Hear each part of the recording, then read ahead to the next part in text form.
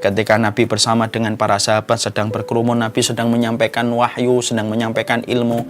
Tiba-tiba Nabi berhenti sejenak. Lalu Nabi berkata, yatla' fikum rajulun min ahlil jannah.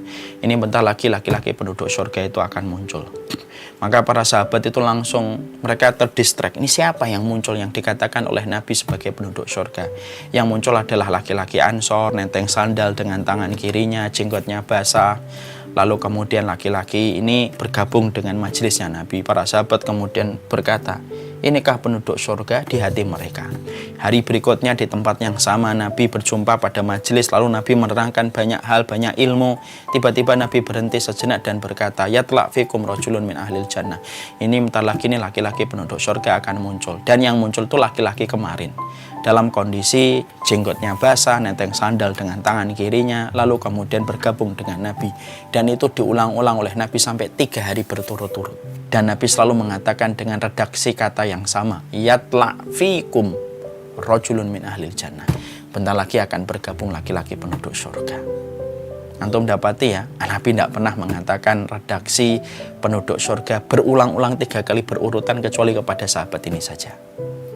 Maka kemudian ada satu sahabat yang kemudian bukan satu sahabat, rata-rata para sahabat penasaran dengan amalan penduduk Ansor ini, kok sampai Nabi 3 hari berturut-turut memberikan testimoni bahwasanya dia itu penduduk surga.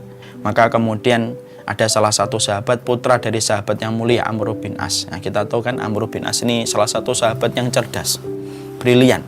Kalau disampaikan oleh Imam Ibnu Jauzi, salah satu sahabat yang cerdas dan IQ-nya tinggi itu adalah Amr bin As, ahli strategi perang dan strategi siasat politik. Amr bin As punya anak namanya Abdullah. Maka Abdullah bin Amr itu penasaran, kemudian dia mendatangi sahabat Ansor itu dan berkata, saya ingin tidur di rumahmu karena saya ada masalah dengan bapakku, yang sebenarnya tidak ada masalah. Tapi karena semangatnya untuk cari ilmu, maka dia ingin supaya diizinkan. Sahabat Ansor itu mempersilahkan. Sampai akhirnya bermalam di rumah sahabat Ansor itu 1 malam, 2 malam, 3 malam, 3 hari berturut-turut. Lalu Abdullah bin Amr bin As tidak menjumpai sesuatu yang istimewa pada sahabat tersebut. Lalu kemudian dia akhirnya membuka jati dirinya kenapa dia bermalam kepada rumahnya sahabat Ansor itu. Saya itu 3 hari bermalam di rumahmu itu supaya simpel aja. Saya tuh pengen tahu amalanmu apa sih. Karena Nabi itu mengabarkan bahwasanya engkau ini penduduk surga hingga 3 kali. Tapi 3 hari aku bersamamu tidak ada yang istimewa dalam hari-harimu. Bahkan malam pun kamu tidak bertahajud. Selama 3 hari berturut-turut kamu tidak pernah tahajud. Lalu sahabat Ansor ini berkata, aku tidak melakukan apapun yang aku sembunyikan. Abdullah bin Amr pertama kali merasa gagal untuk mendapatkan ilmu dan jawaban. Maka dia berpaling minta izin, kemudian minta izin untuk pulang. Baru beberapa langkah dipanggil sama sahabat Ansor ini. Kecuali satu yang kamu harus tahu. Tidaklah aku setiap malam, kecuali setiap apapun yang dilakukan orang aku maafkan, dan aku tidak pernah hasad kepada orang yang beriman.